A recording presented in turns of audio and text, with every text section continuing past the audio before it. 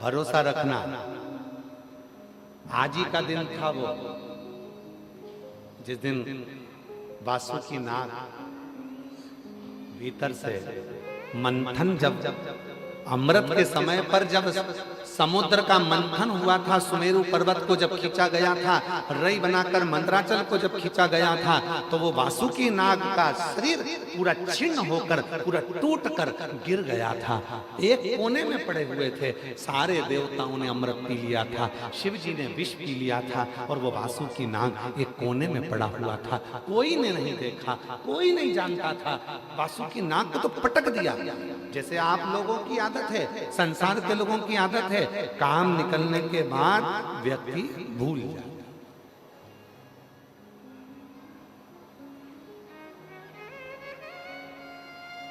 आज ही का दिन है। क्यों कहते हैं कि सोमवार की नाग पंचमी इतनी शुभदायी होती है, इतनी फलदायी होती है, कर्जे से मुक्त कर देती है, बीमारी से मुक्त कर देती है, रोग से मुक्त कर देती है, संतान का सुख दे जाती है। क्यों कहते हैं कि सोमवार की नाग पंचमी के दिन भूलवश भी अगर कोई बेलपत्र, दुर्वा, जल, दूध शिव पर समर्पित कर देता है तो मनवांछित फल की प्राप्ति कर लेता है। उसका कारण क्या है? उसका एक कारण है, आज ही के दिन सोमवार की नाग पंचमी का ही दिन था, जिस दिन माता पार्वती जी ने वासुकी नाग को देख लिया था, जो कोने में पड़ा हुआ। एक साइड पड़ा है, एक और पड़ा हुआ है, देख लिया। माता पार्वती जी ने शिव जी से कहा, बाबा ये पड़ा है। शिव जी का ध्यान गया। शिव जी ने कहा, मैं तुझको अमृत तो नहीं दे सकता, पर तू कुछ और मांगे तो दे सकता। उसने कहा, कुछ मत दीजिए, पर थोड़ी सी कृपा कर दीजिए, अपने गले में अपना आभूषण बनाकर मुझे धारण कर दीजिए। मुझे अमृत की चाह नहीं। वो वासुकी, जैसे देवताओं ने अमृत पिया सब अमर हो गए, अगर वो वासुकी नाग भी अमृत पी लेता तो अमर हो जाता, पर उसने अमृत की चाह नहीं रखी, उसने शिव जी के पास रहने की चाह। शंकर भगवान ने वर दे दिया, शिव जी ने वर दे दिया। जब सोमवार पड़े, सोमवार को भी अपन हटा दें तो शिव जी ने जो वर दिया, श्रावण के महीने में नाग पंचमी का दिन सर्व जगत में सर्पों की पूजन के साथ किया जाएगा और जीव अपना कल्याण करेगा। और सबसे बड़ा बात तो यह है कि सोमवार की नाग पंचमी मतलब इसी दिन भगवान शंकर ने वासुकी नाग को दर्शन दिया, वासुकी, और दर्शन देकर वर दिया।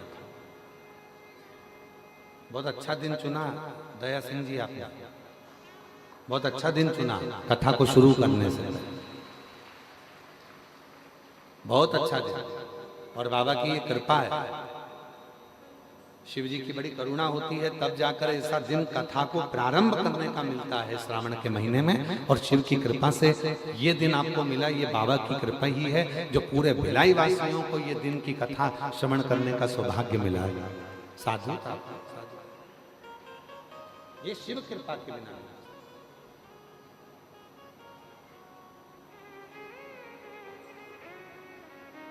ये उदारता शिव की है, शंकर की।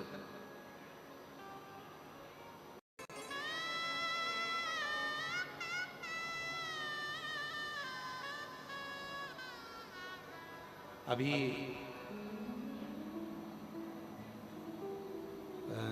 गुरु पूर्णिमा के समय की घटना है, एक बात है।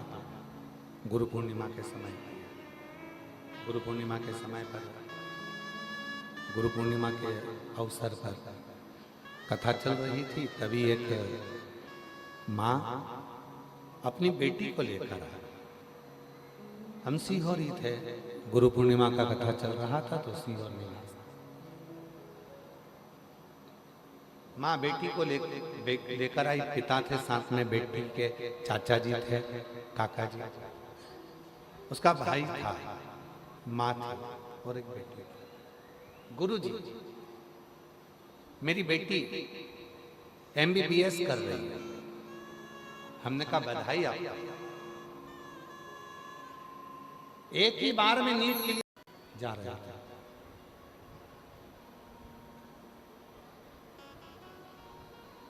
और भ्रमण करते करते भ्रमण और घूमने घूमते कुछ देर के बाद भगवान काशी से सीधे कैलाश पर, और कैलाश पर जाकर भगवान देवाधिदेव महादेव विराजमान। भगवान शंकर जब कैलाश पर जाकर विराजमान हुए तो उन्होंने नंदी को बुलाया और नंदी से कहा कि नंदी, तुम एक काम करो, तुम काशी जाओ। तो क्या प्रभु, अभी तो मैं काशी घूमकर आया हूं आपके साथ में। अभी देवाधिदेव महादेव आप मेरे साथ में काशी गए थे, माँ जगत जननी जगदम्बा भी बैठी थी मेरे ऊपर, और मैं काशी का भ्रमण कर कर आया हूं। अभी तो हम काशी घूमकर आए, अब फिर आप हमें काशी बुला भेज रहे, क्यों, किस लिए?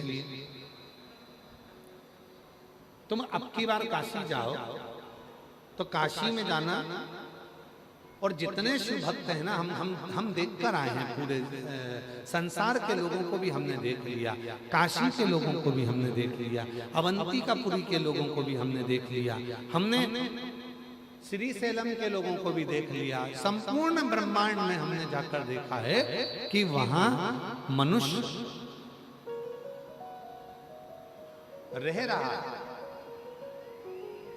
पर उसकी मुक्ति का केंद्र बिंदु नहीं बनता। उसकी मुक्ति का केंद्र बिंदु कैसे बने? जाओ, संपूर्ण क्षेत्रवासियों को, चाहे काशी हो, अवंतिकापुरी हो, चाहे छत्तीसगढ़ हो, मध्य प्रदेश हो, पंजाब हो, हरियाणा हो, चाहे तुम्हारे भिलाई वाले हो, चाहे पूरी दुनिया वाले हो, सबको जाकर एक सूचना दो, सबको जाकर सूचना दो। तो कहा प्रभु जी क्या सूचना देना? भगवान शंकर बोले, संसार के लोगों से कह दो, 2 बार नहाओ और 1 बार खाओ, और भजन गाओ। ठीक है प्रभु जी, इतना ही कहना है ना? हाँ कहा। सुबेरे भी स्नान करो, संध्या करो, शाम को भी स्नान करो, संध्या करो। भोजन जम के बोलो, एक। क्यों? ज्यादा करोगे भजन में मन नहीं लगेगा, विचलित रहोगे। ठीक है प्रभु, 2 बार नहाओ, जम के बोलो, 1 बार खाओ। नंदी गए और नंदी ने जाकर संपूर्ण संसार वासियों से कह दिया। भिलाई भी आए, यहां भी आके के कर रहे हैं, पर चले थे तब याद था कि 2 बार नहाओ, 1 बार खाओ। जैसे ही भिलाई आए, छत्तीसगढ़ आए, नीचे आए, सारे प्रदेशों का दर्शन करा, भूल गए, और आते से उन्होंने कह दिया कि एक काम करो, 2 बार खाओ, 1 बार, 2 बार, 1 बार। अब जितने दुनिया के लोग हैं, पहले क्या करते थे महाराज? 1 बार खाते थे, 2 बार नहाते थे, सुबह नहाकर संध्या करते, शाम को स्नान कर कर संध्या करते, और 1 बार का भोजन करते और अपनी जिंदगी को मस्त जीते। पर आज का व्यक्ति कैसा हो गया? उन्होंने नंदी की बात को सुन लिया, इसलिए आज का व्यक्ति 1 बार नहाता है सुबेरे और 2 बार खाता है, सुबह भी और रात को सोते सोते भी खा के फिर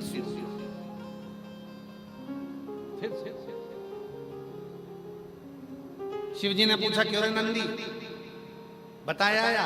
आओ, क्या बता कर आया? बोलो रे भिलाई वाले, क्या बता के गए? 2 बार खाओ एक बार नहाओ। शंकर जी बोले पूरा उल्टा करिए आया। तेरे से कहा था कि 2 बार नहाओ, 1 बार खाओ, और तू क्या आया कि 2 बार खाओ 1 बार ना। तूने तो पूरा ही उल्टा कर दिया। नंदी बोले प्रभु गलती हो गई। अब फिर नंदी वापिस आ, तो फिर नंदी ने हाथ जोड़कर कहा कि भाई बोलने में गलती हो गई है, तुम इसको सुधार लो। तो क्या सुधारे? तो नंदी ने कहा एक काम करो, तुम कितनी बार भी खाओ पर शंकर जी का नाम गाओ, शिव का नाम गाओ, शिव का भजन करो, स्मरण करो, कीर्तन करो, मंत्र जाप करो, नाम जाप करो, भगवत भजन करो, भगवान की बात।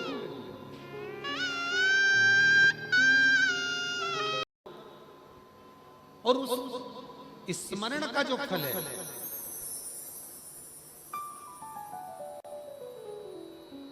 उस स्मरण का जो फल है वो हमारे जीवन का सुख। आज कितना विचित्र जमाना हो गया, कितना विचित्र। अंदाजा लगाकर देखिएगा जरा। हमने पहले भी एक बार कथा में कहा था, आज फिर कहते हैं, दुनिया के सारे बच्चों को पढ़ने के लिए कोचिंग भेजा जाता है। दुनिया के सारे बच्चों को लैपटॉप सीखने के लिए भेजा जाता है।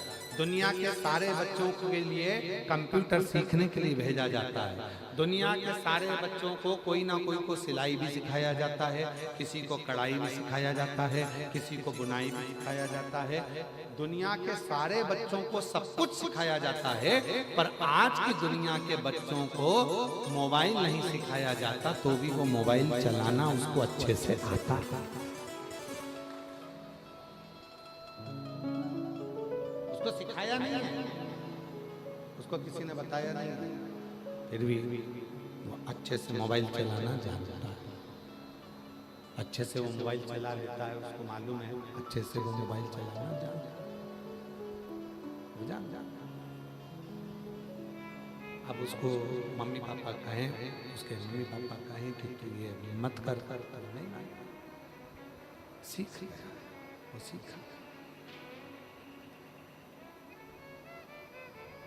मोबाइल चलाना कहाँ से सीखा? वो छोटा सा बच्चा, तुम्हारे घर में भी है छोटा सा, कुछ मत लगाओ उसको मोबाइल पे, एक मोटा हाथी चलता जाए, बस वो लगा दो, उतने में तो वो दूध भी पी ले, रोटी भी खा ले, सब कुछ कर। आवाज तुम्हारी बिल्कुल आज साउंड रत्ती भर भी ठीक नहीं चाहिए।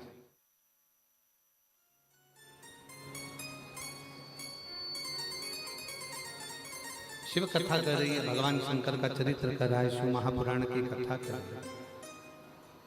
उसको किसने सिखाया? मोबाइल चलाना किसने बताया? कोई उसको मोबाइल चलाना सिखाया नहीं है, कोई उसने मोबाइल चलाना सीखा नहीं। पर माँ, जब डॉक्टर ने कह दिया कि बेड रेस्ट रहना, तो माँ दिन भर रात भर पलंग पर जब रहती थी, धीरे से मोबाइल निकालकर धीरे धीरे देखा करती थी, तो बच्चा जो गर्भ में था उसने सारे फंक्शन देख लिए। मम्मी भी कहती है मैंने इसमें लॉक लगा कर रखा था, ये खुलता कैसे है? इसको किसने बताया लॉक खोलना? क्योंकि उसने अंदर से देख लिया था, यही नंबर दबाऊंगा तो लॉक खुल जाए। उसने देख लिया।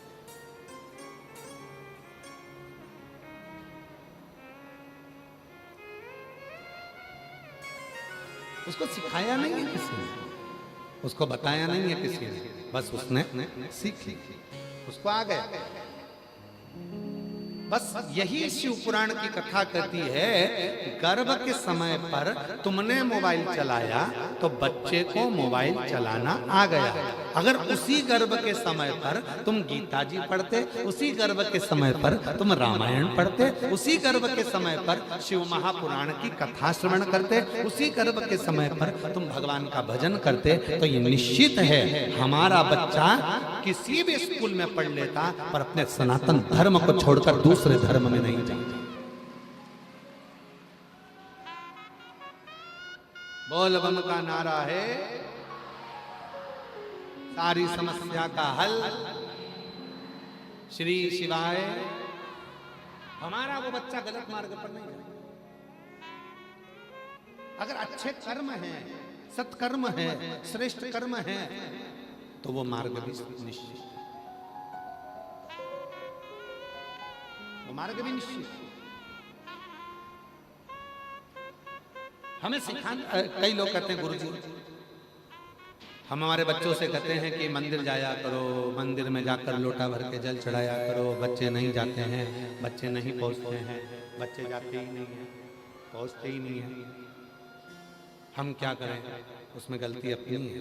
जब बच्चा गर्भ में था तब हमारा ध्यान बच्चों पर नहीं गया। हमने तो सोचा डॉक्टर ने कहा है बेड रेस्ट का, तो बेड रेस्ट है,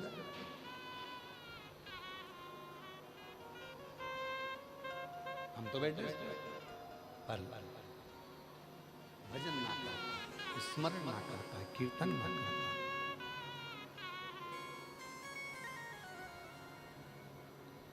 भिलाई में भजन संध्या होती है, बोलो तो जम के जरा, आवाज नहीं आई, बोलो जरा। भिलाई में भजन संध्या होती है, हमारे यहाँ भी होती है, दिल्ली में भी होती है, हरियाणा में भी होती है, पंजाब में भी होती है, छत्तीसगढ़ में भी होती है,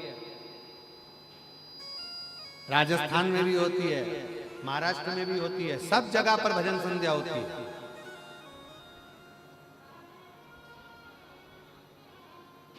भजन संध्या में बुलाते हैं आप लोगों को, नहीं बुलाते?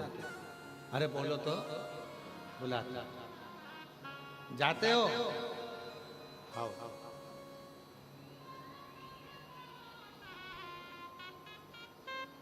पर अभी की जो स्थिति चल रही है, भजनों में, भजन संध्या में, भगवान की अविरल भक्ति में, ये जितनी भी भजन संध्या होती है, जितने भजन होते हैं, ये जितने कीर्तन होते हैं, जितनी कथाएं होती हैं, जितने मंत्र जाप होते हैं, जितने यज्ञ होते हैं, जितने अनुष्ठान होते हैं, ये क्यों, किस लिए होते हैं, किस लिए? कई लोग चिढ़कर कह देते हैं, बताओ भजन संध्या में तो लोग नाचते रहते हैं, लोग गाते रहते हैं। अरे भाई, शिव महापुराण के 6 सूत्र हैं, उन 6 सूत्रों में से 3 सूत्र को ही धारण कर लीजिए। भगवान शंकर को रिझाने के लिए यदि हम मंत्र का उच्चारण कर रहे हैं तो भी हमारा भगवान रीझ रहा है। जरूरी नहीं कि हम काशी जाएंगे तो भगवान रीझेगा, हम केदार जाएंगे तो भगवान रीझेगा, हम अमरनाथ जाएंगे तो भगवान रीझेगा, हम विश्वनाथ जाएंगे तो भगवान रीझेगा, हम सीहोर जाएंगे तो भगवान रीझेगा। ना ना ना ना, शिव महापुराण की कथा कहती है अपने घर के नजदीक के मंदिर में जाना चालू कर दो, एक लोटा जल चढ़ाना प्रारंभ कर दो, भगवान उतने में रीझना प्रारंभ हो जाता है। जरूरी नहीं कि हम आडंबर में पड़े, जरूरी नहीं कि हम दिखावे में पड़े, अपने घर के पास के मंदिर में जाना चालू कर दो, भगवान रीझ जाए। कल एग्जाम है और मैंने अभी तक कुछ पढ़ा भी नहीं है, ऊपर से भूख फोक। दुनिया का कोई बाबा तुम्हारे सामने आकर कह दे कि मेरे पास आकर बैठ जाना, तुम्हें काम करने की जरूरत नहीं पड़ेगी, कर्म करने की जरूरत नहीं पड़ेगी, मैं तुमको पास कर दूंगा, मैं तुम्हारे साथ में ऐसा कर दूंगा, तुम्हें सोने से भर दूंगा, तुम्हें धन से भर दूंगा, समझ लेना पक्का झुटेला है। अपनी मेहनत करना पड़ेगी, रात दिन पढ़ना पड़ेगा, रात दिन एक करना पड़ेगा, और शिव जी को एक लोटा जल चढ़ाकर अपने भरोसे को दृढ़ करना पड़ेगा। फिर तुम्हारी मंजिल को कोई नहीं रोक सकता, तुम अपने लक्ष्य तक पहुंच जाओ, अपने लक्ष्य तक पहुंच। अरे मांगा है भोलेनाथ से वरदान एक ही, मांगा है भोलेनाथ से वरदान एक ही, तेरी कृपा बनी रहे जब तक है जिंदगी। और जब आपने ये विचार कर लिया कि मेरे अंदर वो आत्मविश्वास है, मेरे अंदर वो विश्वास है कि मैं शिव का नाम लूंगी, एक लोटा जल चढ़ाऊंगी, और एक लोटा जल चढ़ाने के बाद मेरा जो दुख है वो धीरे धीरे धीरे धीरे पूरा समाप्त हो जाएगा। तो शिव कहते हैं जब विश्वास रखकर कोई मेरे मंदिर में आता है, शिवालय में आता है, एक लोटा जल समर्पित करता है, तो शिव कहते हैं उसके विश्वास के कारण उसका दुख समाप्त हो जाता है, उसकी तकलीफ समाप्त हो जाती है, उसका कष्ट समाप्त हो जाता है।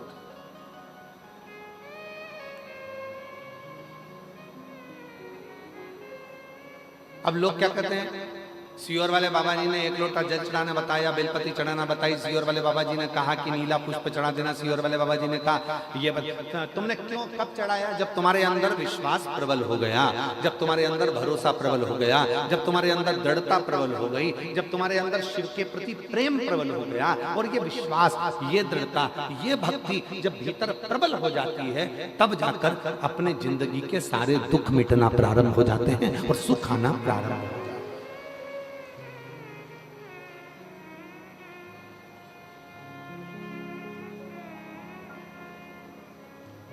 छत्तीसगढ़िया जम के बोलो।